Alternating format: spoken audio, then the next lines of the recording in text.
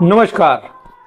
आपने अगर कोई भी अनसिक्योर लोन लिया है तो सिर्फ 10% अपने लोन का जमा करो और 90% तक आप अपने लोन को माफ़ करा पाओगे।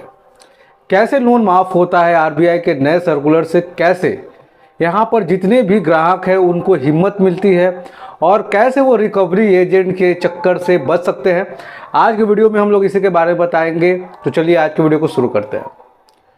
आज के दिन जितने भी लोग हैं, बड़े छोटे, किसी न किसी रूप में उन्होंने लोन लिया है। किसी ने पर्सनल लोन लिया है, किसी ने क्रेडिट कार्ड लिया है, तो किसी ने अलग अलग लोन प्रोवाइडिंग एप्लीकेशन से दुनिया भर के लोन ले रखे हैं। समस्या तब नहीं आती जब आप लोन ले रहे होते हो, क्योंकि उस समय ज़्यादातर लोगों का यही एक्सक्यूज़ रहता है कि हमें ज़रूरत थी, हमने ले लिया। वो ये नहीं देख पाते क्या उनके पास अभी ये कंडीशन है कि अपने लोन को पूरा पे कर सकते हैं। क्या उनकी माली हालत इस बात को अलाउ करती है कि जितना उन्होंने लोन लिया है उसको वो पूरा पे कर पाएंगे। जब लोन डिफ़ॉल्ट होता है, जब वो अपने लोन ईएमआई की 3 महीने किस्त नहीं दे पाते, तो उनके सामने समस्या निकल के आती है, सबसे बड़ा समस्या कि सर अब हम पैसे नहीं दे पाएंगे, हमें कुछ समय चाहिए। अगर बैंक एनबीएफसी कंपनी हमें कुछ समय दे देता तब जाके हम कहीं इस पैसे को पे कर पाते। पर सच्चाई ये है कि वो जितने भी लोग मुझसे संपर्क करते हैं वो बस बोलना ये चाहते हैं कि सर हम आगे अब पैसा ही नहीं दे सकते। पर कैसे बोले कि उन्होंने लोन लिया है, अब वो पैसा नहीं दे पाएंगे। ज़्यादातर लोगों का यही होता है कि सर हमारी मंशा नहीं है बैंक का पैसा हड़पने का, पर हमारी माली हालत ऐसी नहीं है कि हम पैसे पे कर पाए। तो सबसे पहले हम आपको बताने जा रहे हैं कि आपकी मंशा हो या ना हो, आपको हम एक ऐसी जानकारी देंगे जिससे आप अपने लोन का 90% तक भाग आरबीआई से माफ़ करवा सकते हो, आरबीआई से राहत के रूप में मांग सकते हो। क्योंकि जब आप लोन लेते हो ऐसी बहुत सारी सुविधाएं आपको दी जाती है जिसके बारे में लोगों को पता भी नहीं होता। ज़्यादातर लोग यहाँ पे लोन प्रोवाइडिंग एप्लीकेशन के चक्कर में, पर्सनल लोन के चक्कर में, प्री अप्रूव्ड के चक्कर में लोन तो ले लेते हैं, पर जब नहीं पे कर पाते तो उन्हें पता ही नहीं होता कि उनके अधिकार क्या है। अगर आप भी अपने अधिकार को जानना चाहते हैं, पहचानना चाहते हैं, रिकवरी एजेंट बैंक से अपने लीगल राइट्स के बारे में बात करना चाहते हैं, तो स्क्रीन पे एक नंबर है, आप उस पर अपॉइंटमेंट के थ्रू मुझसे बात कर पाओगे। हम आपको बताएंगे कि बैंक से आप ना सिर्फ कैसे बात कर पाओगे, अपने लोन के रिगार्डिंग कैसे बार्गेनिंग कर पाओगे, वो भी लीगल ढंग से। तो चलिए आज की वीडियो को शुरू करते हैं और इस वीडियो में हर स्टेप बाय स्टेप हम आपको समझाते हैं कि बैंक से आप कैसे बात करोगे। अगर आपने पर्सनल लोन ले रखा है, क्रेडिट कार्ड ले रखा है, किसी भी तरह का कोई भी अनसिक्योर लोन ले रखा है, तो सिर्फ 10% पेमेंट पे ही आप अपने बहुत सारे लोन अमाउंट को माफ़ करा पाओगे। सबसे पहले जितने भी प्री अप्रूव्ड लोन होते हैं, जो कि 5 लाख, 6 लाख, 2 लाख, 3 लाख के जो आपको ऑफ़र आते हैं, आपने देखा होगा कि आपके मोबाइल पे अलग अलग बैंक एनबीएफसी कंपनी आपके क्रेडिट स्कोर को देख के आपको लोन प्रोवाइड करती है। इन्होंने कुछ भी नहीं देखा, इस बात को नोट कीजिएगा, उन्होंने सिर्फ आपके क्रेडिट स्कोर को देखा और उन्हें लोन प्रोवाइड आपको किया।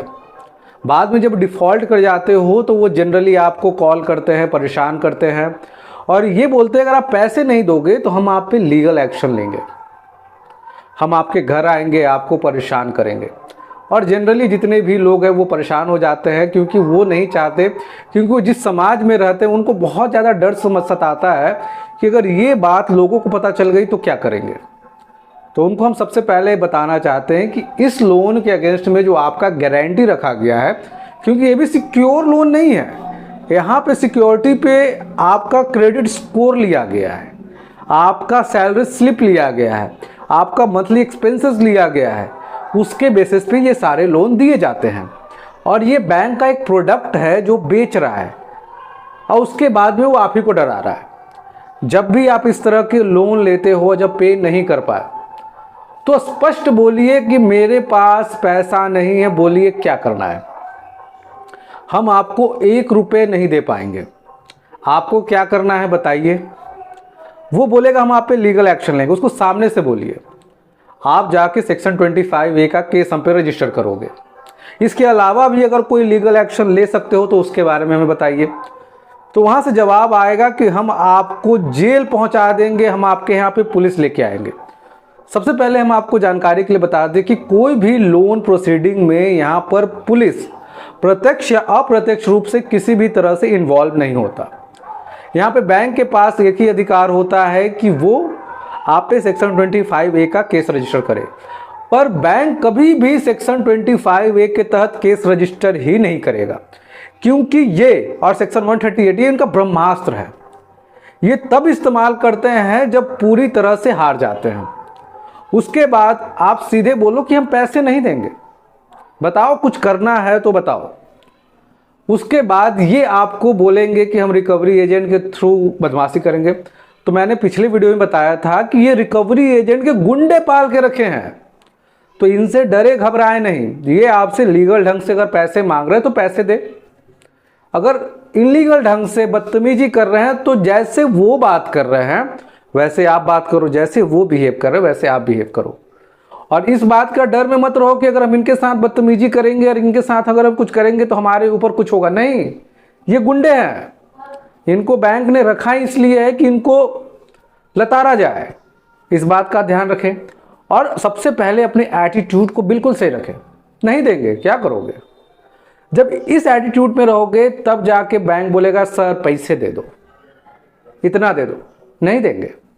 और उनको बताइएगा कि मान लो हम तुम्हारे पैसे नहीं देते, 3 महीने के बाद NP हो जाएगा। और इनका एक और चक्कर है, जैसे ही 3 महीने होने लगते हैं ये आपको बताने लगते हैं एक EMI दे दो। क्यों दे?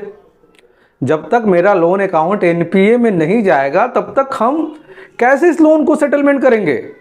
और जब आपके पास पैसे नहीं है तो किस्तों में पैसे मत दीजिए, थोड़ा आप ले लो थोड़ा बाद में ले लो। नहीं, जब आपका लोन अकाउंट NPA घोषित हो गया, साफ EMI देना बंद करें।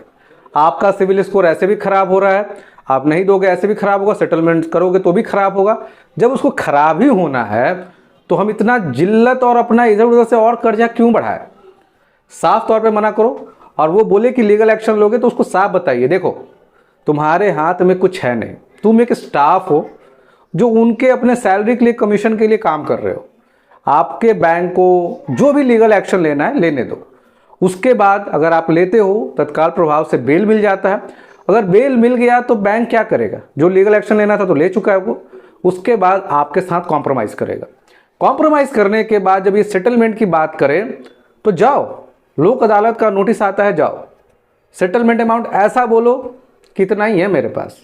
और जब सेटलमेंट हो तो उसमें सिर्फ 10% पैसे दो और उसको डिले करते रहो। बोलिए कि इतना दिन में आप दोगे तो हम पैसे दे पाएंगे। और ये जब हार जाएंगे, जब परेशान हो जाएंगे, तब RBI का ब्रह्मास्त्र, जहां पे बोला जाता है कि ऐसे लोन जो रिकवर नहीं हो रहे हैं, जिसमें आधा से ज़्यादा सर दर्द लग रहा है, उसको कैसे भी छोटे मोटे लोन अमाउंट में सेटल करो, खत्म करो। ये है सेटलमेंट का सबसे सटीक तरीका। इसमें से बहुत सारे लोग चले जाएंगे बैंक में कि सर हमें सेटलमेंट आज ही कर दो। तो कभी भी बैंक के सामने सेटलमेंट ऑफर नहीं करना है। आप अपने साइड में क्लियर रहिए कि नहीं देना है, बैंक को लेना है। भाई क्यों परेशान हो रहे हो? बैंक लेगा। अगर इसी तरह से और भी कुछ अपने लोन के बारे में जानना चाहते हो तो स्क्रीन पे एक नंबर आ रहा होगा, आप अपॉइंटमेंट लीजिए, बात कर पाओगे। जय हिंद, वंदे मातरम।